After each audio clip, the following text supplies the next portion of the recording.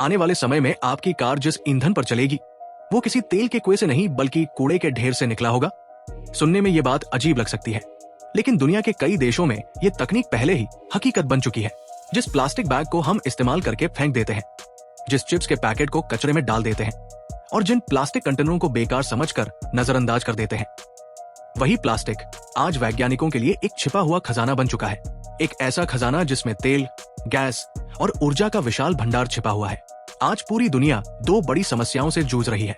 पहली समस्या है तेजी से बढ़ता प्लास्टिक प्रदूषण और दूसरी समस्या है ऊर्जा की बढ़ती मांग। हर साल करोड़ों टन प्लास्टिक कचरा समुद्रों, नदियों और लैंडफिल में पहुंच जाता है। दूसरी ओर दुनिया को लगातार पेट्रोल, डीजल और ऊर्जा की जरूरत पड़ती जा रही है। ऐसे में वैज्ञानिकों ने सोचा कि क्यों न इन दोनों समस्याओं का समाधान एक साथ खोजा जाए, और यहीं से जन्म हुआ एक ऐसी तकनीक का जिसने दुनिया को हैरान कर दिया। ये तकनीक है प्लास्टिक को वापस तेल में बदलने की तकनीक। लेकिन आखिर ऐसा कैसे संभव है? क्या सच में एक साधारण प्लास्टिक बैग पेट्रोल में बदल सकता है? क्या कूड़े का पहाड़ भविष्य का तेल का कुआं बन सकता है? और क्या ये तकनीक दुनिया की ऊर्जा समस्या को बदल सकती है? आज हम इसी अविश्वसनीय यात्रा पर निकलेंगे, जहां एक बेकार प्लास्टिक का टुकड़ा हजारों प्रक्रियाओं से गुजरकर दोबारा एक मूल्यवान ईंधन में बदल जाता है। सबसे पहले हमें यह समझना होगा कि प्लास्टिक आखिर बना किस चीज से है। बहुत कम लोग जानते हैं कि अधिकांश प्लास्टिक पेट्रोलियम यानी कच्चे तेल से ही बनाए जाते हैं। जब धरती से कच्चा तेल निकाला जाता है तो उसे रिफाइनरी में अलग अलग हिस्सों में बांटा जाता है। कुछ हिस्सा पेट्रोल बनता है, कुछ डीजल और कुछ रसायनों के रूप में इस्तेमाल होता है। इन्हीं रसायनों से प्लास्टिक तैयार किया जाता है। यानी जिस प्लास्टिक को हम रोज इस्तेमाल करते हैं वो मूल रूप से तेल का ही एक परिवर्तित रूप है। यही कारण है कि वैज्ञानिकों ने सोचा कि यदि तेल से प्लास्टिक बनाया जा सकता है तो क्या प्लास्टिक को फिर से तेल में बदला जा सकता है? जवाब था हाँ, लेकिन ये प्रक्रिया उतनी आसान नहीं थी जितनी सुनने में लगती है। कहानी की शुरुआत होती है शहरों और गांवों से। हर दिन लाखों लोग प्लास्टिक का उपयोग करते हैं और उसके बाद उसे फेंक देते हैं। ये प्लास्टिक कूड़ेदानों, बाजारों, फैक्ट्रियों और घरों से इकट्ठा किया जाता है। शुरुआत में ये सब कुछ एक गंदे और बेकार कचरे के ढेर जैसा दिखाई देता है, लेकिन प्लास्टिक टू फ्यूल इंडस्ट्री के लिए यही ढेर कच्चा माल होता है। विशाल ट्रक दिन रात इस प्लास्टिक को इकट्ठा करके प्रोसेसिंग प्लांट तक पहुंचाते हैं।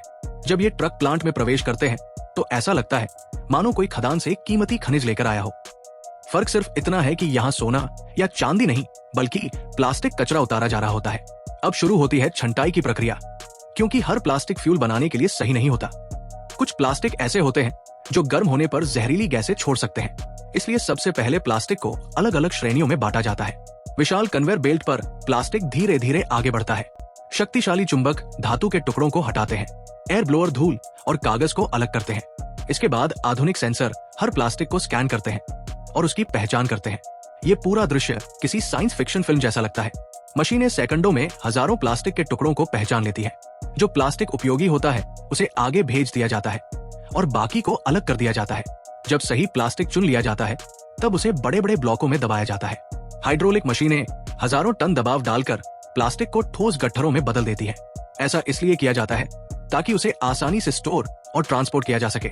अब ये प्लास्टिक उस जगह पहुंचता है जहां असली जादू होने वाला होता है। ये जगह है पायरोलिसिस रिएक्टर। अगर पूरी तकनीक को एक शरीर माना जाए तो पायरोलिसिस रिएक्टर उसका दिल है। कल्पना कीजिए एक विशाल स्टील का सिलेंडर जो पूरी तरह बंद है। इसके अंदर ऑक्सीजन नहीं होती। ऐसा इसलिए क्योंकि अगर ऑक्सीजन मौजूद हुई तो प्लास्टिक जल जाएगा।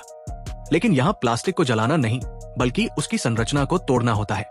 जैसे ही प्लास्टिक अंदर पहुंचता है तापमान धीरे धीरे बढ़ाया जाता है।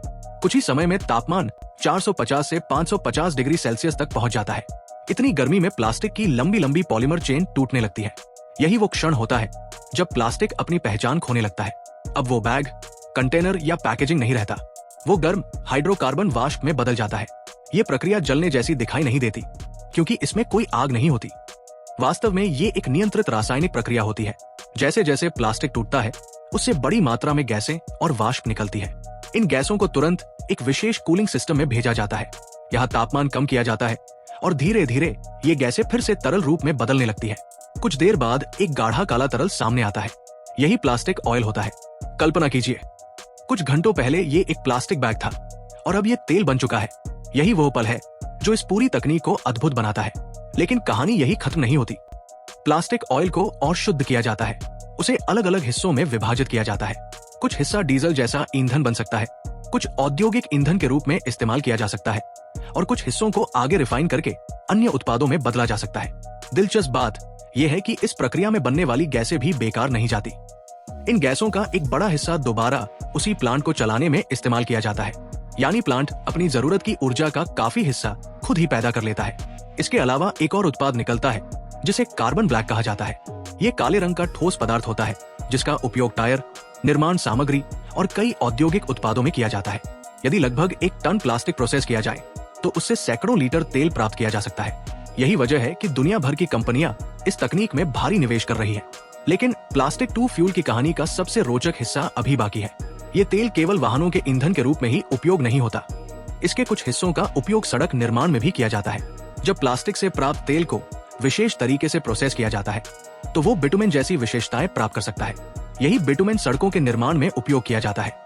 यानी जो प्लास्टिक कभी समुद्रों को प्रदूषित कर रहा था, वही प्लास्टिक आज सड़कों का हिस्सा बन सकता है। कल्पना कीजिए कि जिस सड़क पर आप अपनी बाइक या कार चला रहे हैं उसके अंदर कभी प्लास्टिक कचरा मौजूद रहा होगा। ये सुनने में अविश्वसनीय लगता है, लेकिन आधुनिक इंजीनियरिंग इसे संभव बना रही है। हालांकि हर तकनीक की तरह इसकी भी सीमाएं हैं। बहुत से लोग सोचते हैं कि अगर प्लास्टिक से तेल बन सकता है तो फिर प्लास्टिक प्रदूषण की समस्या खत्म हो जाएगी, लेकिन वास्तविकता इतनी सरल नहीं है। दुनिया हर साल जितना प्लास्टिक कचरा पैदा करती है उसकी मात्रा इतनी विशाल है कि केवल प्लास्टिक टू फ्यूल तकनीक उससे पूरी तरह निपट नहीं सकती। इसके अलावा अगर प्लांट सही तरीके से संचालित न किए जाएं, तो हानिकारक गैसें भी निकल सकती है। यही कारण है कि विशेषज्ञ कहते हैं कि ये तकनीक समाधान का एक हिस्सा है, पूरा समाधान नहीं। प्लास्टिक का कम उपयोग करना, बेहतर रिसाइकलिंग सिस्टम विकसित करना और टिकाऊ विकल्प अपनाना भी उतना ही जरूरी है। फिर भी इस तकनीक की सबसे बड़ी उपलब्धि यह है कि इसने दुनिया की सोच बदल दी है। पहले प्लास्टिक को केवल कचरा माना जाता था, आज उसे एक संसाधन के रूप में देखा जा रहा है। एक ऐसा संसाधन जिसके अंदर ऊर्जा छिपी हुई है। शायद आने वाले वर्षों में शहरों के बाहर बने कचरे के पहाड़ केवल प्रदूषण का प्रतीक नहीं होंगे। संभव है कि उन्हें भविष्य के ऊर्जा भंडार के रूप में देखा जाए। हो सकता है कि कल का ईंधन किसी तेल के कुएं से नहीं, बल्कि हमारे द्वारा फेंके गए प्लास्टिक कचरे से निकले। और यही इस तकनीक की सबसे बड़ी ताकत है। ये हमें सिखाती है कि कभी कभी जिन चीजों को हम बेकार समझकर फेंक देते हैं उनमें भी अपार संभावनाएं छिपी होती है। प्लास्टिक टू फ्यूल केवल एक औद्योगिक प्रक्रिया नहीं है, बल्कि ये इस बात का प्रमाण है कि सही सोच और सही तकनीक के साथ कचरे को भी संसाधन में बदला जा सकता है। तो अगली बार जब आप कोई प्लास्टिक बैग या कंटेनर देखें तो उसे सिर्फ कचरा मत समझिए। हो सकता है उसके अंदर छिपी ऊर्जा भविष्य में किसी वाहन को चलाए, किसी फैक्ट्री को शक्ति दे या किसी सड़क का हिस्सा बन जाए। क्योंकि आधुनिक विज्ञान की दुनिया में कचरा हमेशा कचरा नहीं होता, कभी कभी वही भविष्य का ईंधन भी बन सकता है। अगर आपको ये वीडियो जानकारीपूर्ण और सोचने पर मजबूर करने वाला लगा हो तो वीडियो को लाइक करना बिल्कुल मत भूलिए। आपका एक लाइक हमें ऐसे ही और भी बेहतरीन रिसर्च बेस्ड वीडियो बनाने के लिए प्रेरित करता है। और अगर आप हमारे चैनल पर पहली बार आए हैं तो अभी चैनल को सब्सक्राइब कर लीजिए और बेल आइकन को जरूर दबाइए, ताकि विज्ञान, टेक्नोलॉजी, इंजीनियरिंग और दुनिया को बदल देने वाली इंडस्ट्री से जुड़ी ऐसी ही रोमांचक और ज्ञानवर्धक वीडियो सबसे पहले आप तक पहुंच सके। याद रखिए, भविष्य केवल नई खोजों से नहीं बदलता, बल्कि उन विचारों से बदलता है जो बेकार चीजों में भी नई संभावनाएं ढूंढ लेते हैं। और प्लास्टिक को ईंधन में बदलने की ये कहानी इसी सोच का सबसे बड़ा उदाहरण है।